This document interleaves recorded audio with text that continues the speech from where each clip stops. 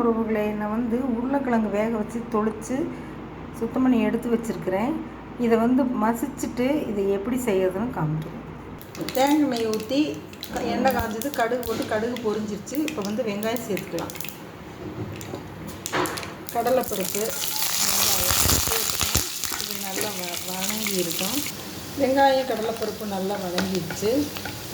எந்த அளவுக்கு வெங்காயம் வதங்குதோ அந்த அளவுக்கு இது டேஸ்ட்டாக இருக்கும். ஒரு பக்கம் பார்த்திங்கன்னா மிளகாத்தூள், உப்பு, மசிச்சு வச்சுக்கிற உருளைக்கிழங்கு. இப்போது இதையெல்லாம் உள்ளே சேர்த்திட்டு உங்களுக்கு காணும்.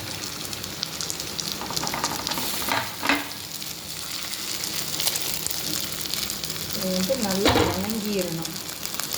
இப்போது நம்ம உருளைக்கிழங்கு ரெடி ஆயிடுச்சு. உங்களுக்கு பரிமாறிட்டு காட்டுறேன். இப்போது நம்ம உருளைக்கிழங்கு மசாலா மாதிரி வைக்காமல் ஃப்ரை மாதிரி வச்சுருக்குது. இது சூப்பராக இருக்குது. செஞ்சு சாப்பிட்டு பாருங்கள். சப்பாத்தி இது கடையில் வாங்கின மாவுன்னு கட்டி கொஞ்சம் சாஃப்டாக இல்லை.